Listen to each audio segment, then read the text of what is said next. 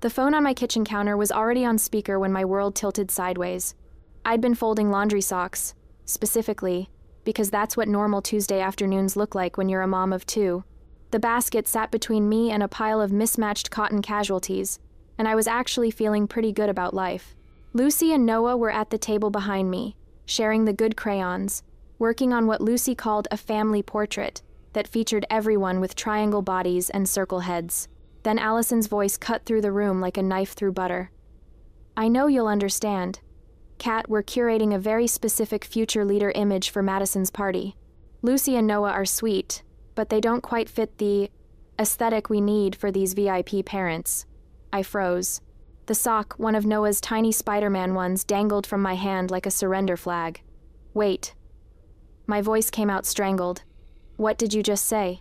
Behind me, Lucy hummed while she colored. Noah made explosion noises as he added what I assumed were dinosaurs to the family scene. They had no idea. No clue that their aunt, my own sister, was currently explaining why they weren't good enough to attend their cousin's birthday party. You're not inviting them? I turned toward the phone, my hands starting to shake. Allison, their family. Oh, Kat. Her tone shifted to that practiced sympathy she'd perfected over the years, the one that made you feel like you were the unreasonable one. This is exactly why I wanted to talk to you privately. It's better for them not to be there. They'd feel so out of place among these high-caliber kids. Madison's guest list is very strategic this year. We're talking children of venture capitalists, tech executives, the mayor's daughter. It's about networking. Madison's future depends on these connections. High-caliber kids. The words settled in my chest like stones. They're 7 and 5, I said slowly. It's a birthday party, not a shareholder meeting. Don't be naive. Allison's voice took on an edge. These relationships matter. Brian and I have worked incredibly hard to get Madison into Rosewood Academy. Do you know what the competition is like? We can't afford to have her associated with... She caught herself, but not quickly enough. Associated with what? My voice was barely a whisper. Finish that sentence, Allison. I just mean, your kids are wonderful in their own way, but they're not quite at the same developmental level. Madison's friends are all reading at 8th grade levels. They're taking Mandarin and competitive chess. I don't want Lucy and Noah to feel bad about themselves. The Spider-Man sock fell from my hand. I'd spent 34 years as the peacekeeper. The younger sister, who smoothed things over, who bent and flexed and accommodated, who took the smaller bedroom, the later graduation party time slot, the understanding nod when Mom and Dad couldn't make it to my events because Allison needed them more. My eyes drifted to the table. Lucy had added hearts around the stick figures. At the top, in her careful 7-year-old handwriting, she'd written family in letters that climbed and dipped like a heartbeat monitor. Something inside me cracked, not broke cracked, like ice on a frozen lake, that moment before everything shifts. No, I said.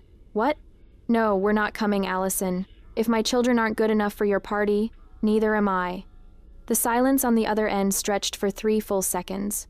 Then, are you serious right now? Don't be dramatic. I'm not being dramatic. I'm being clear. My voice was steady now, stronger than I'd heard it in years. You just told me my kids don't fit your aesthetic, that they're not high caliber enough. So, we're out, all of us. Kat, you're completely overreacting. This is why I tried to handle this delicately. I ended the call. My hand was shaking as I set the phone face down on the counter. The kitchen suddenly felt too quiet, except for the gentle scratch of crayons on paper. Mommy? Lucy's voice was small. Was that Aunt Allison? I turned around, wiping my eyes quickly. Yes, baby. Is she mad? No, sweetheart, everything's fine. But it wasn't fine. Nothing about this was fine. The front door opened, and Thomas's footsteps echoed down the hall. He appeared in the kitchen doorway, still in his suit from work, his tie loosened. One look at my face, and he was moving toward me. What happened? I opened my mouth, closed it, tried again. Allison called. He waited, his dark eyes searching mine. She uninvited the kids to Madison's party, said they don't fit the aesthetic she needs. Wrong caliber. The words tasted bitter. She wanted me to understand that it's better for them that they'd feel out of place with the quality children she's inviting. Thomas's jaw tightened, that muscle near his temple jumping the way it did when he was furious but contained. What did you say? I told her we're not going. None of us. He studied me for a long moment, and I braced myself for him to suggest we smooth it over. That family was important. That maybe Allison had a point about the networking thing, that we should be the bigger people. Instead, he asked, "What do you want to do?" The question caught me off guard. Not what should we do, not what makes sense, what do I want? I looked at Lucy and Noah, still absorbed in their drawing, still safe in their bubble of crayons and imagination. "I want to protect them," I whispered. "I want to draw a line and never let anyone make them feel less than enough. Not even family. Especially not family." Thomas pulled me into his chest, his hand steady on my back. "Then that's what we'll do." Over his shoulder, I could see Lucy adding more hearts to her picture.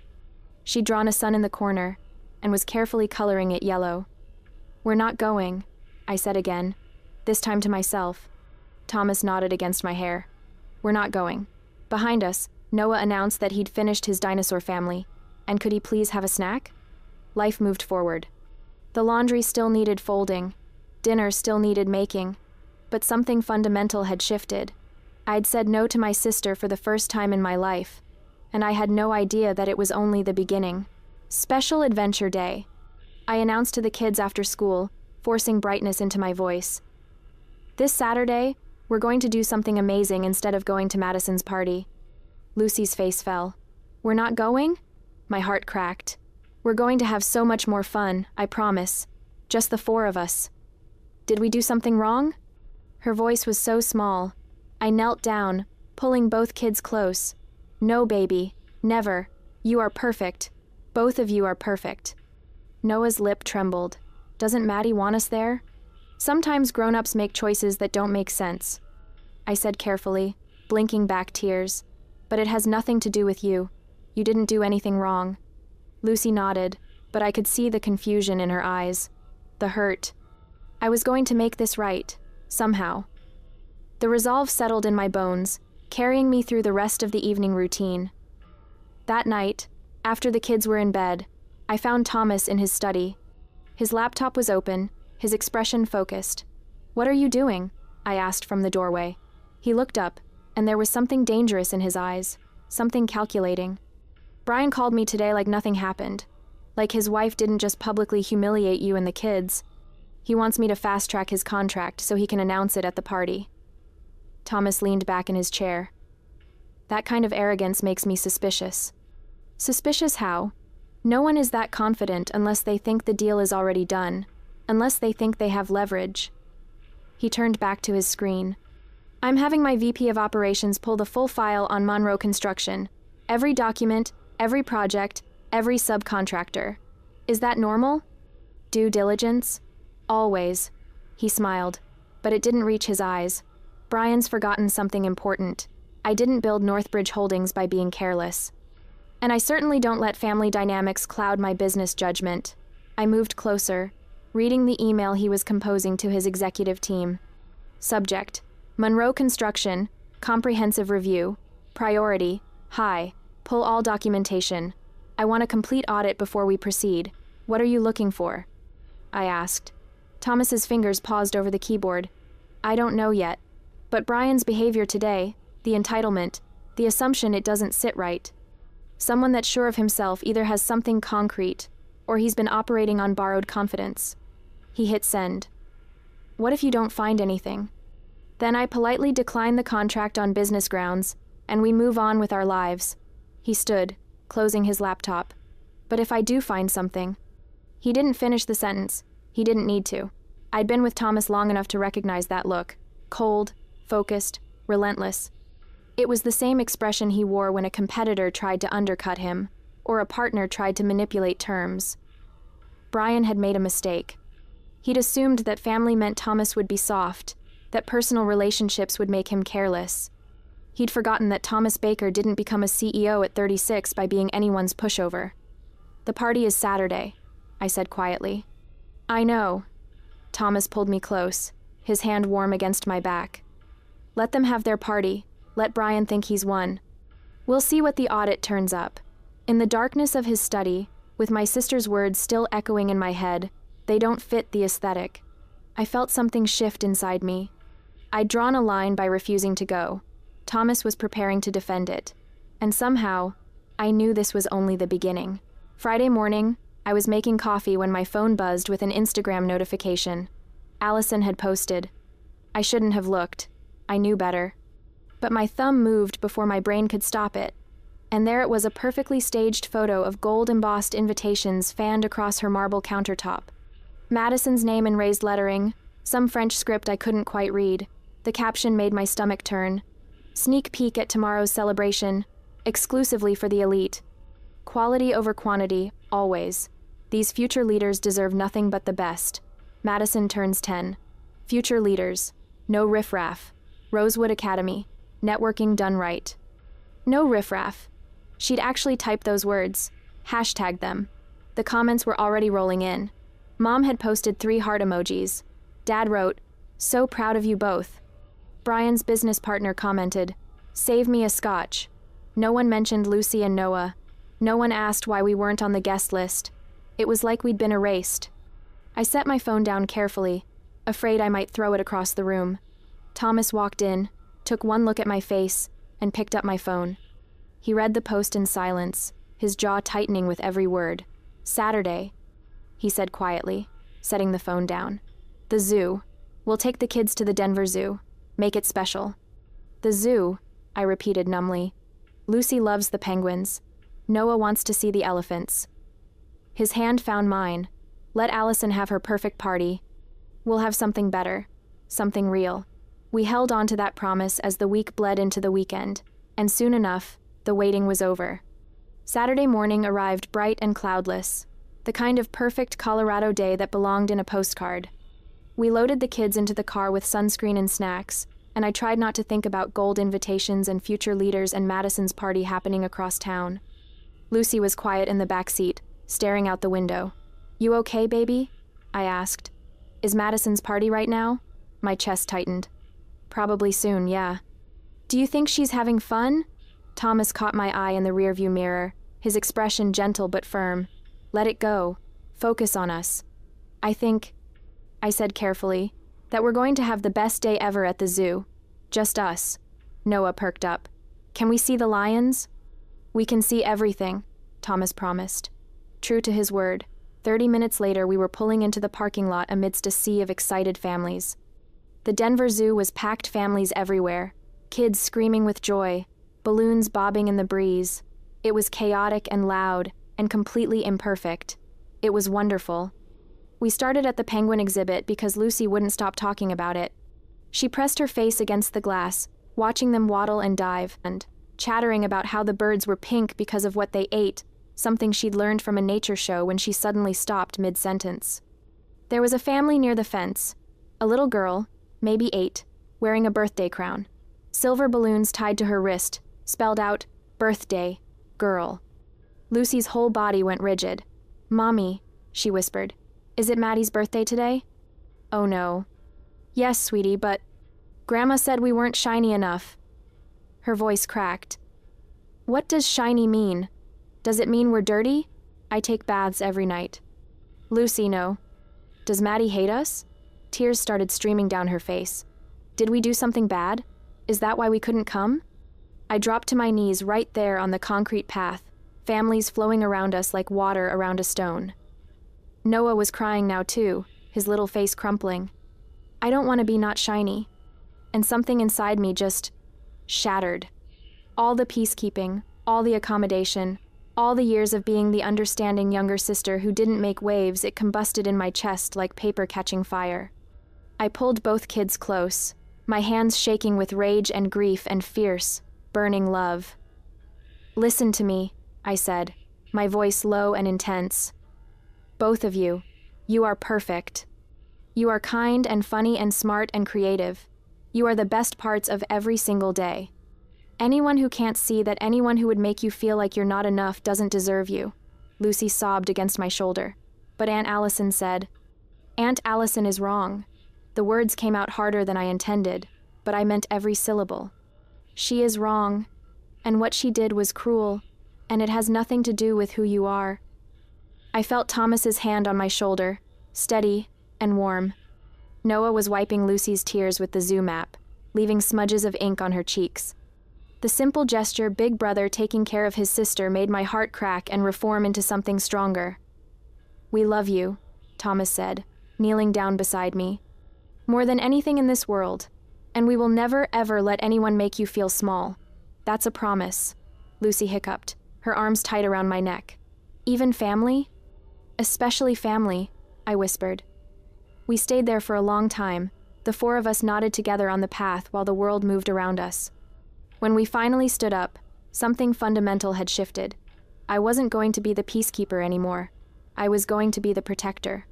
The clarity of that moment stayed with me as we drove home, washed off the day's grime, and finally settled the house for the night.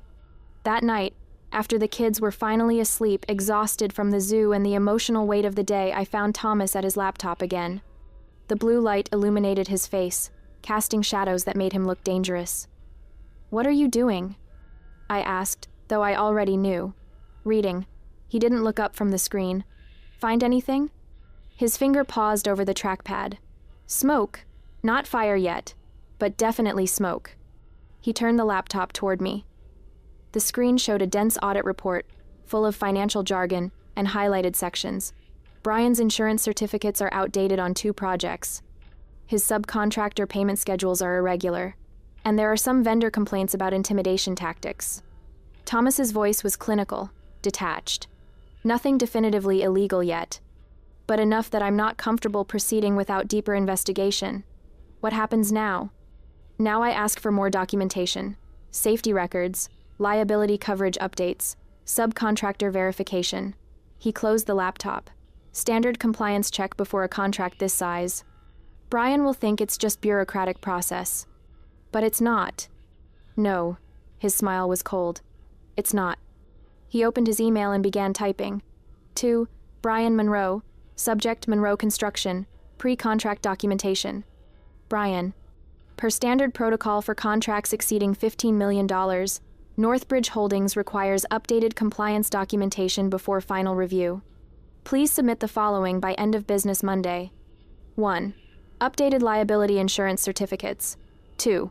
Subcontractor payment verification for all active projects. 3. Safety incident reports past 24 months. This is standard procedure. Looking forward to reviewing and moving forward. Best, Thomas. You're giving him the weekend, I said. I'm giving him hope. Thomas hit send. Let him enjoy Madison's party. Let him brag to his country club friends about the big Northbridge deal. Let him think he's won. And then? Thomas stood, closing his laptop with a soft click. And then we see how he handles actual scrutiny. In the darkness of his study, I saw my husband clearly not just the CEO, not just the careful businessman, but the man who'd knelt beside me on a zoo path and promised our children he'd never let anyone make them feel small. They hurt our kids, I said quietly. I know. This isn't just about business anymore, is it? Thomas's hand found mine in the dark. It was always about family, Catherine. Brian just forgot which family actually matters. Upstairs, I could hear Noah's sound machine humming through the monitor. Lucy had probably kicked off her covers again, the way she always did. Tomorrow was Sunday.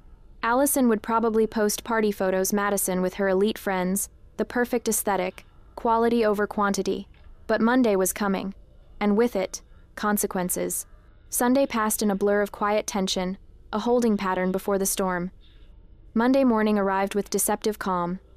I woke up to sunlight streaming through the curtains and Thomas already dressed for work, his tie perfectly knotted, his expression unreadable. Big day? I asked, though I already knew the answer. Just another Monday. He kissed my forehead. I sent the documentation request to Brian Saturday night. Let's see how quickly he responds. After he left, I made breakfast and got the kids ready for school. Lucy was still quiet, more subdued than usual, and it made my chest ache. Noah asked twice if we could go back to the zoo, and I promised we would soon. I didn't check my phone, didn't look at the family group chat, didn't scroll Instagram to see the inevitable flood of party photos. I'd gone silent, and the silence felt like power. It was a quiet strength that carried me through the weekend and into the start of the week, shielding me from the noise outside. By afternoon, my mother had apparently noticed. My phone rang her name on the screen and I let it go to voicemail. She called again. I declined. A text appeared. Catherine, This silent treatment is childish. Your sister's feelings are hurt. I stared at the message for a long moment, then set my phone face down on the counter. Allison's feelings were hurt. Not my children's. Not Lucy's, who'd cried at the zoo. Not Noah's, who'd asked if he was dirty. Allison's. I didn't respond. I let the screen go dark, maintaining my silence until the evening brought news. That evening, Thomas came home with his tablet, his expression thoughtful. "Brian sent the documentation," he said, showing me the email. "Tom, here's everything you requested. Standard stuff, all in order. Let's get this signed. Need to announce by next week? Investors are getting antsy. Also, can we have lunch on Friday? Got some great momentum going." "He thinks the deal is moving forward," I said. "He's certain of it." Thomas scrolled through the attached files. "Look at the tone. Casual, confident. He's already talking about next steps." "Is everything in order?" Thomas's smile was razor sharp. "That's what my legal team is determining right now. But there's something else." He opened another document. "Brian's been telling people the deal is done. My assistant heard it from 3 different sources today. He's been at the country club, telling investors that Northbridge Holdings is fully committed to funding his expansion." "But you haven't signed anything." "Exactly." Thomas set down the tablet. "So either Brian is prematurely celebrating, or he's been operating under the assumption that family loyalty would guarantee the contract. Either way, it's poor business practice. And if the documentation doesn't check out, then we have a bigger problem." The threat of that problem lingered in the back of our minds for the following days, a storm gathering on the horizon. Thursday evening, while I was helping Lucy with her homework, Thomas's tablet pinged. He picked it up, read the screen, and went very still. "Catherine." Something in his voice made me look up. "What is it?" He didn't answer immediately, just kept reading, his fingers scrolling slowly down the screen. His jaw was tight, that muscle near his temple jumping. "Thomas?" "Brian's been using my name." His voice was flat, controlled. "For 18 months, he's been telling suppliers and subcontractors that the Northbridge deal was finalized. That I'd personally guaranteed his expansion funding." My stomach dropped. "What?" He turned the tablet toward me.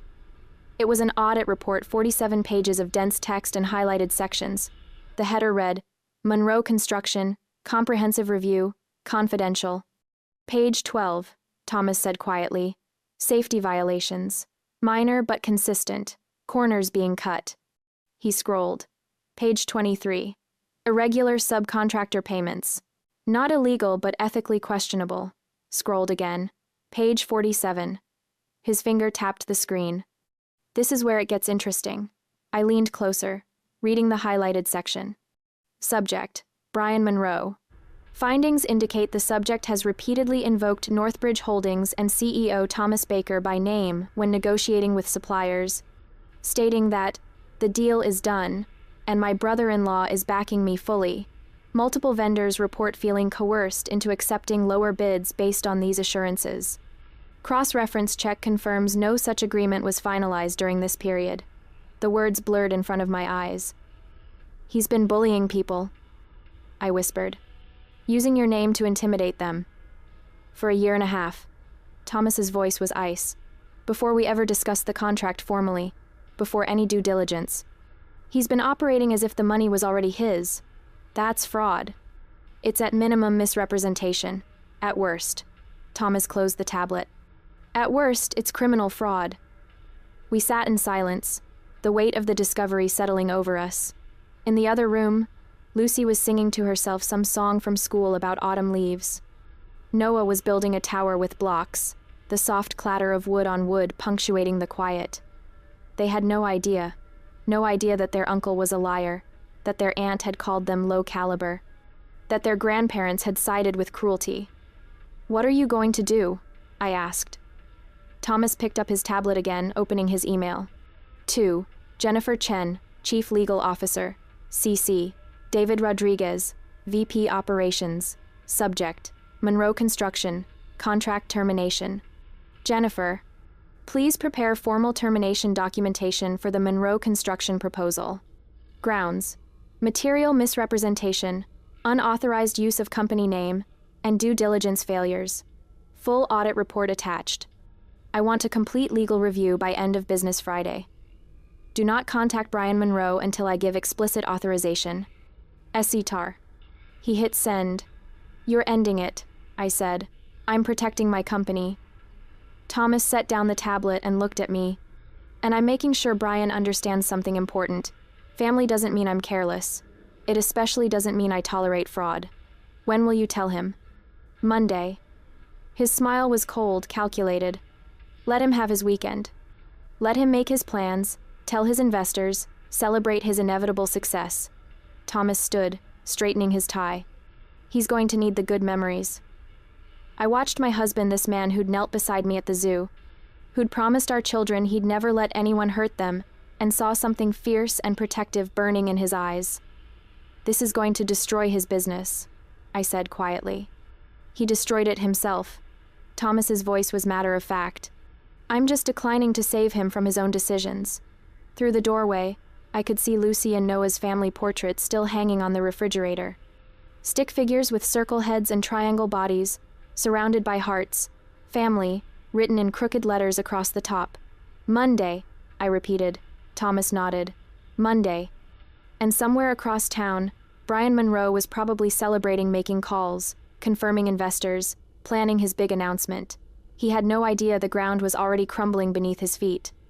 The trap had been set. Now we just had to wait for it to spring.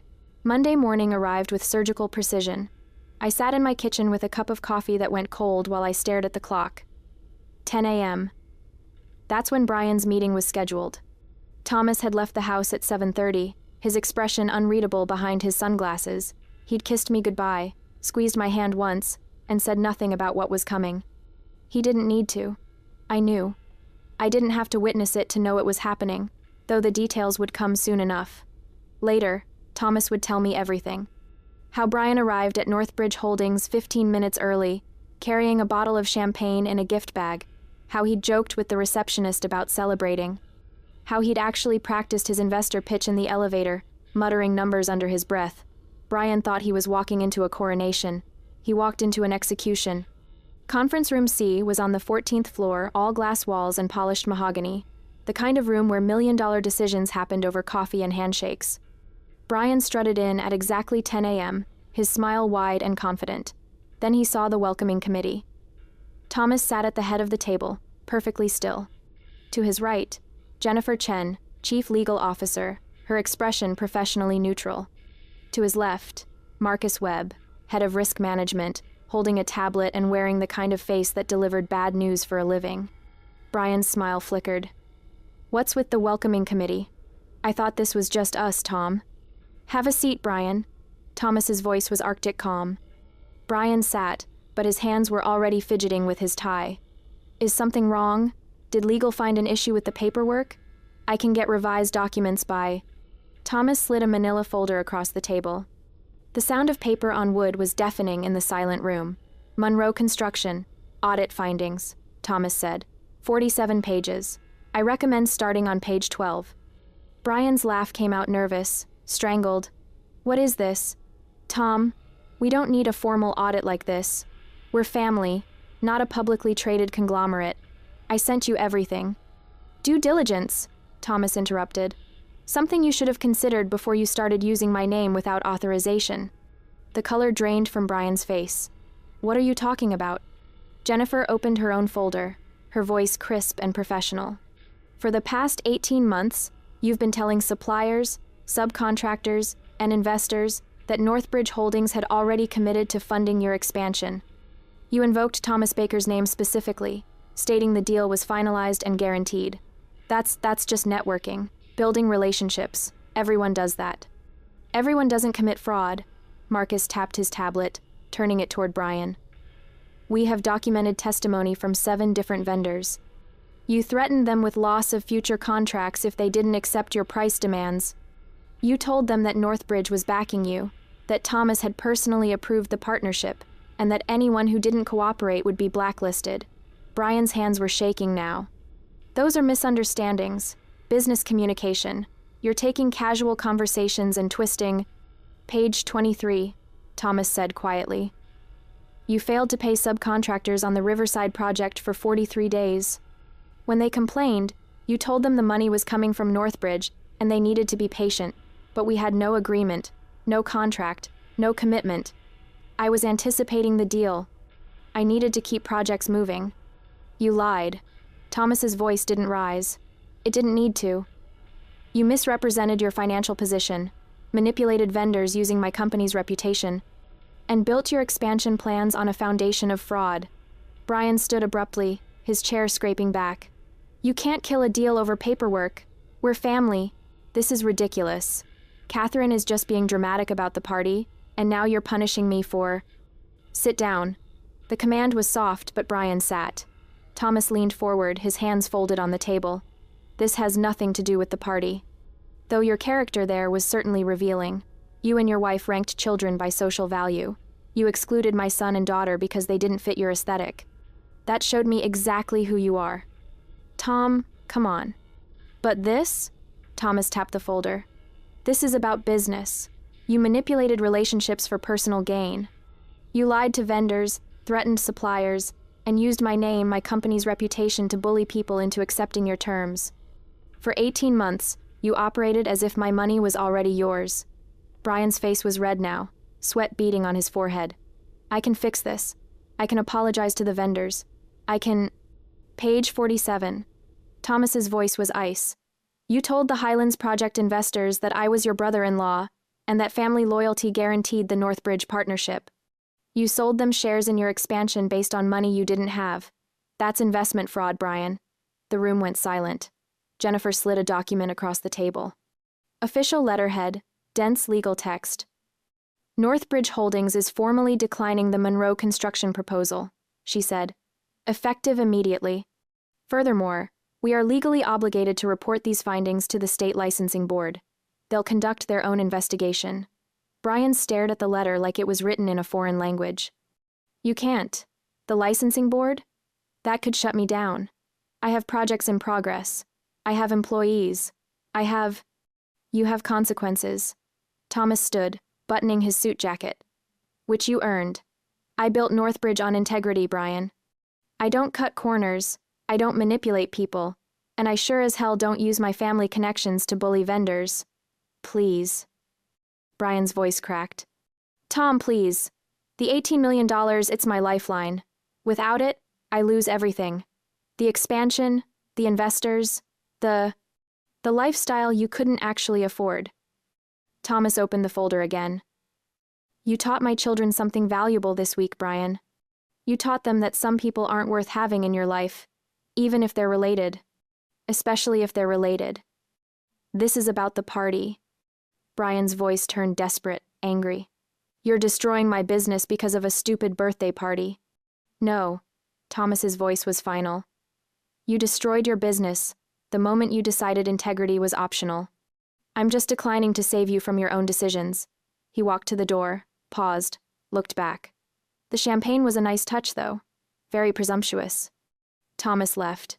Jennifer and Marcus followed, taking their folders and tablets and the smoking ruins of Brian's future with them. Brian sat alone in conference room C, staring at the termination letter, the bottle of champagne sweating condensation onto the mahogany table.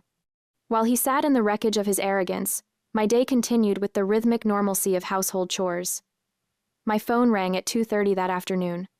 I was folding laundry, the same basket of mismatched socks that had been there when Allison first called. The symmetry wasn't lost on me. Allison's name flashed on the screen. I let it ring 4 times before answering. Catherine. Her voice was shaking with rage. What did you do? I'm doing laundry, I said calmly. What's up? Don't play innocent. Brian just got home. Her voice broke. You ruined us. Thomas destroyed his business. Over what? Over a birthday party? I didn't ruin anything, Allison. I stayed home and had pizza with my kids. You turned your husband against us. Brian is losing everything, the expansion, the investors, the licensing board is investigating him. Do you understand what you've done? I sat down slowly, the sock in my hand forgotten. What I've done? My voice was steady, calmer than I'd ever heard it. I drew a boundary. I said my children weren't going to be treated like they were worthless. That's all I did. This is insane! You're destroying our family over hurt feelings. No, the word came out sharp. You destroyed it when you called my kids low caliber, when you told me they didn't fit your aesthetic, when you publicly hashtagged no riffraff, like they were trash you were keeping out of your perfect party. It was just a party. And this is just business. I stood, walking to the window. Brian lied to vendors. He used Thomas's name to bully people. He committed fraud, Allison, for 18 months. Thomas didn't ruin him. Brian ruined himself. He was trying to build something. He was trying to give Madison opportunities. By cutting corners, by lying, by manipulating people. My voice rose despite myself. You both played games with people's dignity. Turns out Thomas doesn't play games. Catherine, please. Her voice shifted to pleading. Talk to Thomas. Make him stop the licensing board investigation. We can fix this. Brian can apologize. No, the word hung in the air. What? No, I repeated. I'm not fixing this. I'm not smoothing it over. I'm not being the peacekeeper who bends and accommodates and pretends everything is fine when it's not. You made your choices. Brian made his. Now you get to live with them. You're really going to let your sister lose everything? You were really going to let my children think they weren't good enough? I countered. That they were too low class for your aesthetic? That they were riffraff? Silence. That's what I thought, I said quietly. Goodbye, Allison. Catherine, wait. I ended the call. And then, for the first time in my life, I blocked my sister's number. The action felt monumental, like closing a door that had been swinging open in the wind for 34 years, letting in cold air and criticism, and the constant demand that I be smaller, quieter, more accommodating. I blocked my mother's number next, then my father's. The silence that followed was deafening, and absolutely, perfectly freeing.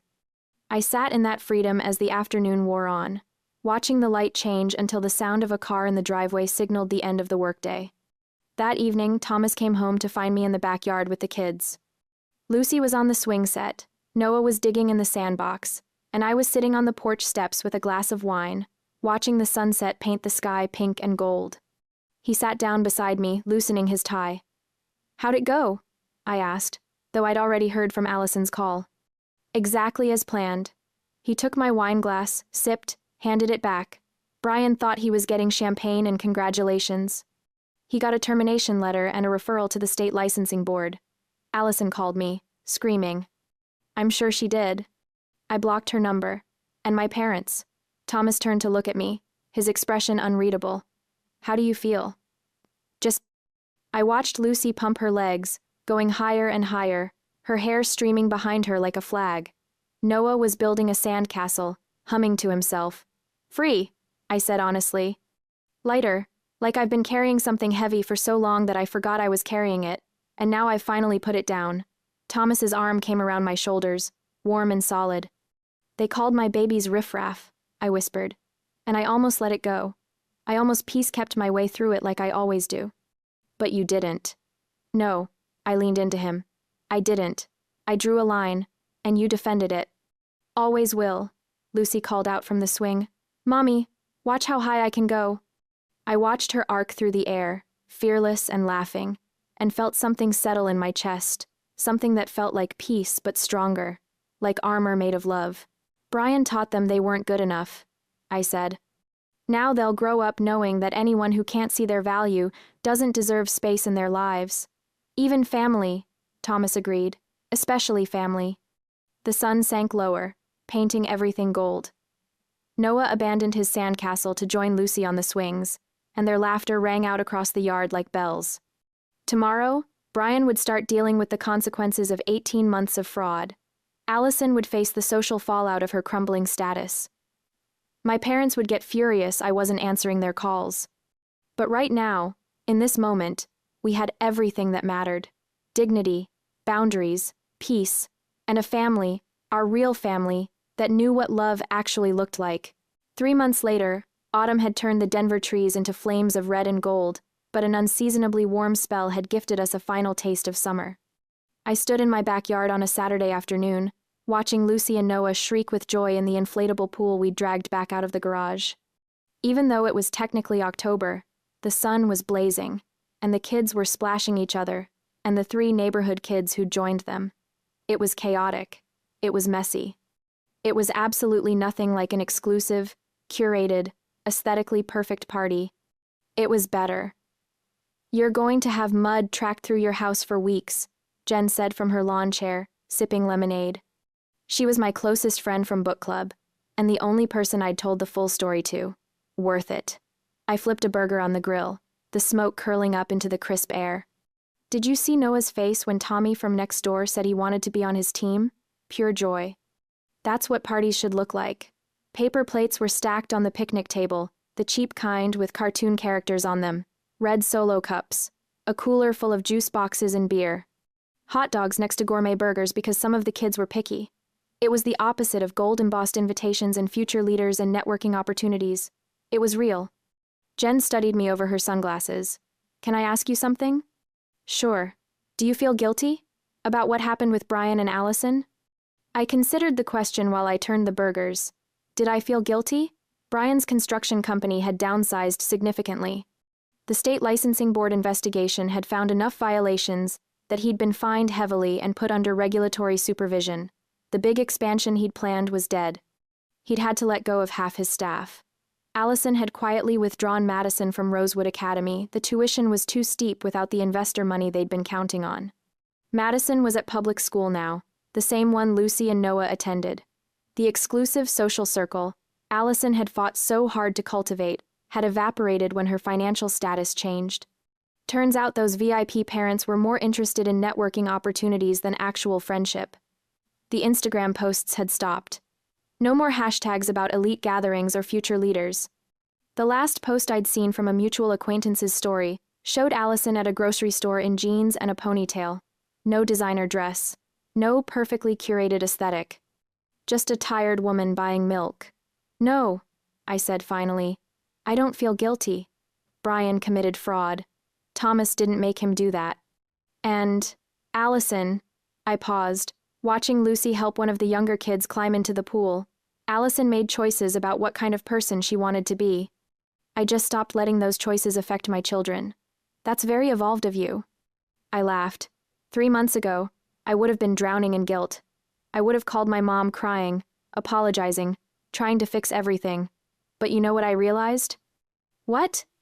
I don't owe them my peace. I plated the burgers, grabbed the hot dog buns. I have peace right here. Why would I give that up to make people comfortable who were perfectly fine making my kids uncomfortable? Jen raised her lemonade in a toast. To boundaries. To boundaries, I agreed. We clinked our glasses, content in the moment, and the afternoon drifted on until a new sound broke the rhythm. At 3:30, I was refilling the lemonade pitcher when I heard a car pull up in the driveway. I knew that engine sound. Allison's SUV, the same black luxury vehicle she'd always driven, though now it looked like it actually got used instead of just detailed. There was a soccer ball in the back window. A car seat that hadn't been there before, probably Madison's younger brother's. My stomach tightened, but I didn't panic. I didn't rush to clean up or hide the paper plates or apologize for the chaos.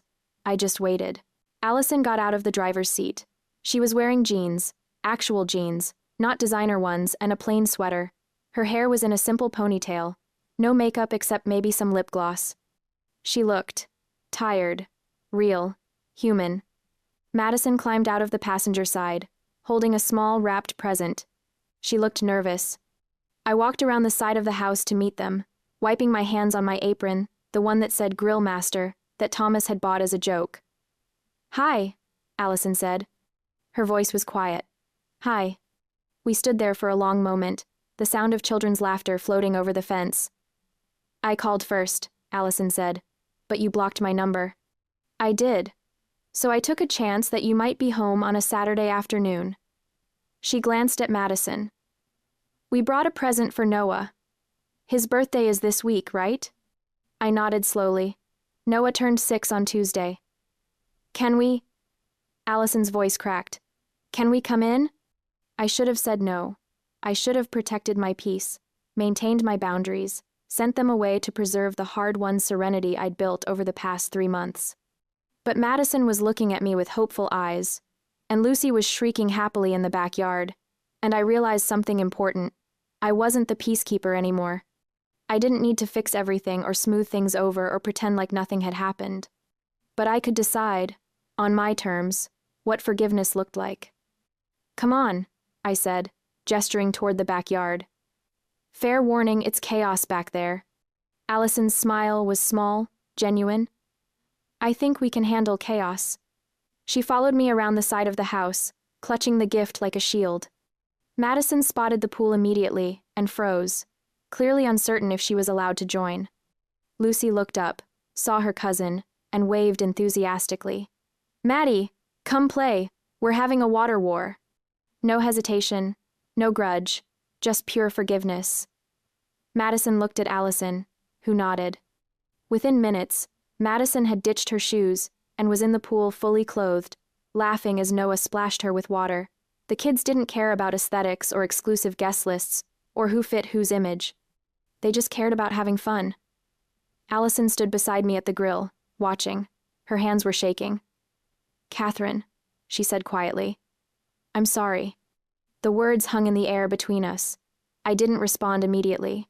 I plated a hot dog, added ketchup for one of the kids, handed it over. What exactly are you sorry for? I asked finally. Allison flinched. For what I said about Lucy and Noah, for the party, for... She took a shaky breath. For spending so long trying to impress people who didn't actually care about us that I forgot what actually matters, which is... family. Real family. Not networking contacts or social status. She wiped her eyes. The people at that party? The ones I was so desperate to impress? They dropped us the second Brian's business tanked. Madison's friends from Rosewood stopped returning our calls. Those VIP parents I wanted to network with? They pretended they didn't know me at the grocery store. I handed her a paper plate with a burger. She stared at it. It's not fancy, I said. No gold leaf or truffle oil, just a burger. It's perfect. Allison took the plate, her voice breaking. Catherine, I lost everything trying to look like I had everything. And you actually have everything. Real friends, kids who are happy, a husband who protected you instead of asking you to sacrifice your dignity for business deals. Thomas protected the kids. I corrected. I just stopped letting anyone make them feel small.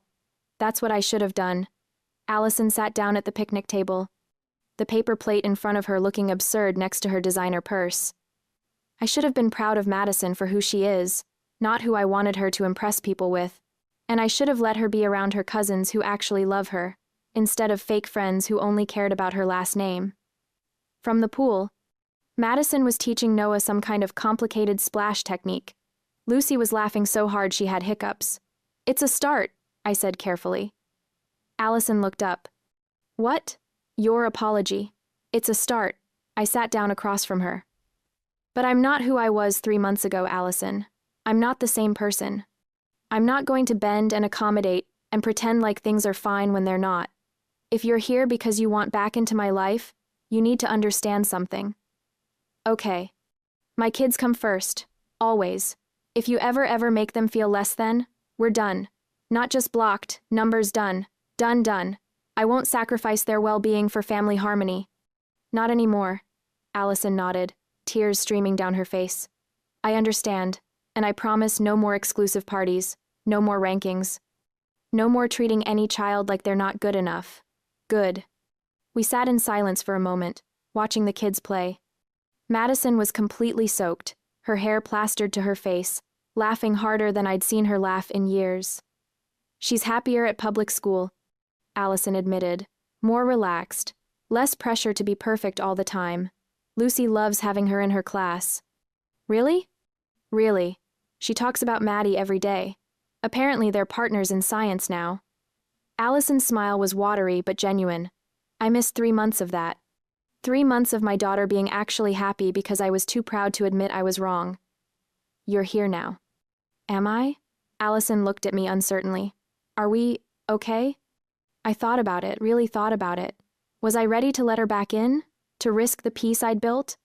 But then I looked at Madison in the pool, and Lucy teaching her the splash game, and Noah offering to share his juice box. The kids had already forgiven her. Maybe I could too. Slowly, carefully. With boundaries firmly in place. It's a start, I said again. But Allison? I'm not the same person I was. I don't keep peace at the expense of my sanity anymore. I don't accommodate cruelty. And I don't apologize for protecting my family. I don't want you to. Allison reached across the table, her hand hovering near mine. I want to learn how to be like you. Strong, clear, unafraid to draw lines. I didn't take her hand, but I didn't pull away either. Eat your burger, I said. It's getting cold. She took a bite, and we fell into a companionable silence that lasted until the shadows stretched long across the grass. Thomas came home at 5 to find a backyard full of soaking wet children, a cooler full of empty juice boxes, and his wife laughing with her sister over paper plates and cheap beer. He raised an eyebrow at me. I shrugged, smiling. He understood. He always did. Later, after everyone had gone home, and the kids were finally in bed exhausted, happy, smelling like chlorine and hot dogs, Thomas found me on the back porch. The sun was setting, painting the sky in shades of orange and purple that no Instagram filter could replicate. He put his arm around me, pulling me close. Allison came by, I said. I saw. She apologized. Did you accept? I said it was a start. I leaned into him. I'm not who I was, Thomas. I can't go back to being the person who bent and accommodated and kept peace at any cost. I don't want you to. He kissed the top of my head. I like who you are now. Strong. Clear, unafraid. I learned from the best. We sat in comfortable silence, watching the sky fade from orange to purple to deep blue. Brian's business survived, Thomas said eventually. Smaller, supervised, but alive. I know. Allison's working part-time at a bookstore. Madison's thriving at public school. I know that too. Do you regret any of it? I thought about Lucy crying at the zoo, asking if she was shiny enough. I thought about Noah wiping her tears with a zoo map. I thought about 3 months of peace, of boundaries, of learning that family doesn't mean accepting cruelty. No, I said firmly. Not even a little bit. Good. Thomas's arm tightened around me. Because our kids learned something invaluable. They learned that dignity is expensive, but it's worth every penny. They learned that they don't need everyone's approval, just the love of people who see their true value.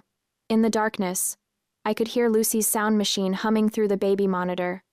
Noah had probably kicked off his covers again. Tomorrow, life would continue. Allison might call she had my new number now, cautiously given, or she might not. Either way, I'd be okay. Because I'd learned something too. I'd learned that peace isn't the absence of conflict, it's the presence of boundaries. I'd learned that family doesn't mean tolerating cruelty, it means protecting the people you love from it.